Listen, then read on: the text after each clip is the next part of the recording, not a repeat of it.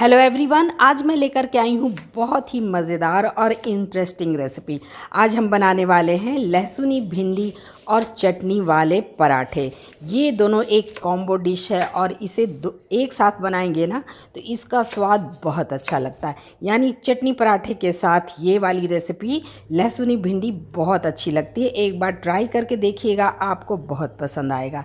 तो चलिए देख लेते हैं इसे कैसे बनाते हैं।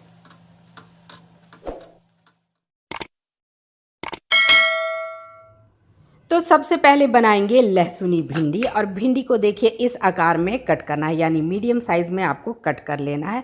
इसके बाद पैन में डालिए सरसों का तेल। 2 चम्मच सरसों का तेल डालना है। सरसों के तेल में इसका स्वाद बहुत अच्छा आता है। आप चाहो तो कोई सा भी कुकिंग ऑयल डाल सकते हो। और अब इसमें डालना है आधा चम्मच जीरा और इसमें डालेंगे इसका की इंग्रेडिएंट्स, यानी ढेर सारा लहसुन डालना है, लगभग 2 बड़े चम्मच। और 2 से 3 हरी मिर्च डालिए और इसे थोड़ा सा हम फ्राई करेंगे हल्का कलर चेंज होने के बाद। इसके बाद इसमें डालना है, देखिए 2 मीडियम साइज़ का प्याज, जिसे मैंने बारीक बारीक कट कर लिया है। इस तरह से चॉप कर लेना है इसे। और प्याज को भी हमें भूनना है। तो प्याज को भी बहुत ज़्यादा नहीं पकाना है, बस इसका कच्चापन ख़त्म कर लेना है। और इसके बाद हम इसमें ऐड करेंगे कटी हुई भिंडी। तो शुरू में भिंडी को मीडियम फ्लेम पे पकाना है और इसे बिल्कुल भी ढकना नहीं है। भिंडी को ढककर नहीं पकाना है, क्योंकि भिंडी को अगर आप शुरू में ही ढककर पकाएंगे तो वो अपना लेस छोड़ती है, जिससे भिंडी बहुत गीली हो जाती है। तो पहले इसे खुले में पकाइए मीडियम फ्लेम पे और इसे धीरे धीरे स्टर करना है, बहुत ज़्यादा नहीं चलाना है, बीच बीच में इसे चलाते जाइए।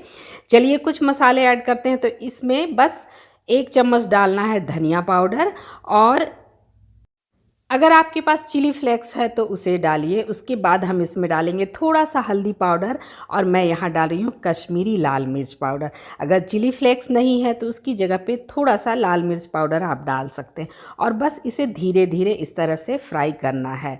और मसाले थोड़े से इसमें पक जाने चाहिए। तो मसालों को फ्राई कर लेना है। और इस टाइम पे मैं इसमें डाल रही हूँ, देखिए बड़े बड़े टुकड़े में कटा हुआ प्याज। इससे बहुत अच्छा टेस्ट आता है। इसे ऊपर से डालिए। अब हमें धीरे धीरे इसे फ्राई करना, हल्के हाथों से चलाइए, बहुत ज़्यादा जोर नहीं लगाना है। देखिए इस तरह से। तो भिंडी को फ्राई करते हुए 4 से 5 मिनट हो चुके हैं और भिंडी ड्राई हो चुकी है। तो अब हम इसमें डालेंगे नमक। नमक शुरू में नहीं डालना है, जब भिंडी थोड़ी सी ड्राई हो जाए और थोड़ा फ्राई हो जाए उसके बाद हमें इसमें नमक डालना है। मिक्स कर लेंगे इसे, देखिए इस तरह से मिला लेना है। और अब क्या करना है, फ्लेम को कर देना है लो और उसे ढक करके इसे 2 मिनट के लिए कुक करना, ताकि स्टीम में भिंडी अच्छे से पक जाए। और देखिए 2 मिनट के बाद मैं आपको दिखाती हूँ, भिंडी है ना अच्छे से पक गई है। मिक्स कर लेंगे इसे। और अब इसमें डालना है गरम मसाला पाउडर, और यहाँ मैं डाल रही हूँ 1 चम्मच अमचूर पाउडर। अगर ये ना हो तो आप इसमें 1 चम्मच चाट मसाला डाल सकते हैं। और अगर दोनों ना हो तो थोड़ा सा लेमन जूस भी आप इसमें ऐड कर सकते हैं। मिक्स करके और इसे ढक देना है और 2 मिनट के लिए फिर से पका लेना। और देखिए भिंडी अच्छे से पक गई है। देखिए इस तरह का टेक्सचर होना चाहिए। तो चलिए भिंडी को कवर करके रखिए साइड में, और अब चटनी बनाकर तैयार कर लेते हैं। तो ग्राइंडिंग जार में डालिए ढेर सारी धनिया की पत्तियाँ, 4 से 5 लहसुन डालिए, 2 से 3 हरी मिर्च डालना है आपको, छोटा टुकड़ा अदरक का डालिए। और अब इसमें डालना है, देखिए भुना हुआ चना। ये भुने हुए चने मार्केट में आसानी से मिल जाते हैं। और अब इसमें डालना है 1 चम्मच जीरा पाउडर, साथ में डालेंगे नमक, और अब डालना है इसमें लेमन जूस। तो आधा लेमन जूस मैं इसमें डाल रही हूँ, इससे बहुत अच्छा टेस्ट आता है। और थोड़ा सा पानी ऐड करेंगे हम इसमें। उसके बाद इसे ग्राइंड करके चटनी तैयार कर लेना है।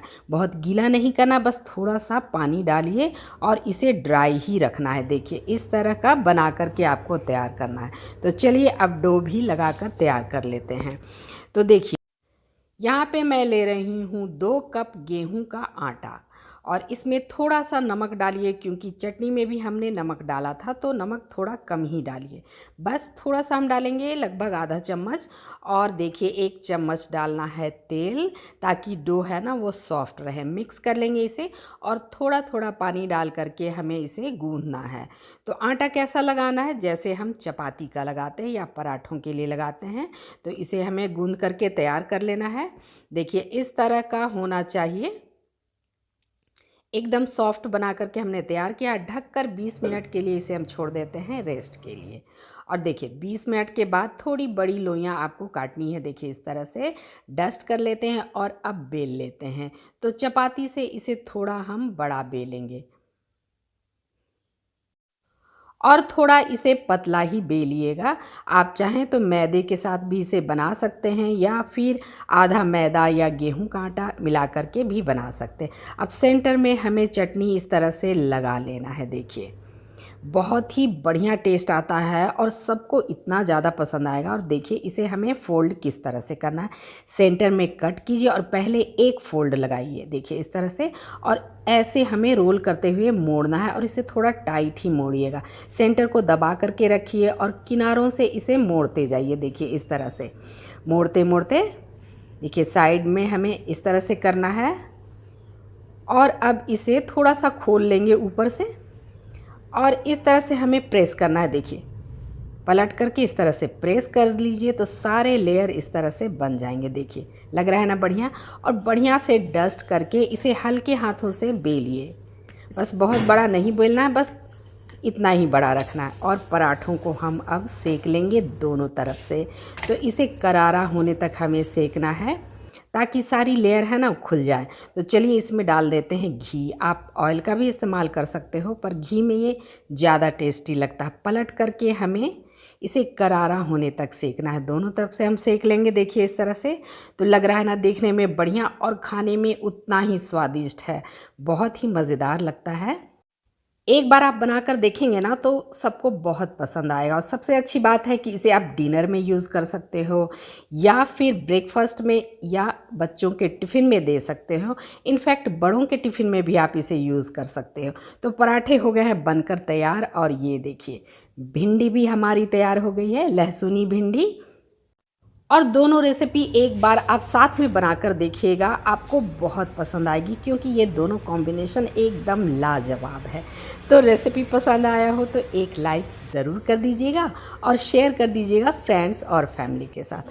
और इस तरह की और भी इंटरेस्टिंग रेसिपी देखने के लिए सब्सक्राइब कीजिए गीतांजलि's क्लासिक कुजीन को, और बेल आइकन को ज़रूर प्रेस कीजिए लेटेस्ट अपडेट पाने के लिए। सो मिलते हैं नेक्स्ट रेसिपी पे। Till then thanks for watching, bye bye and take care guys.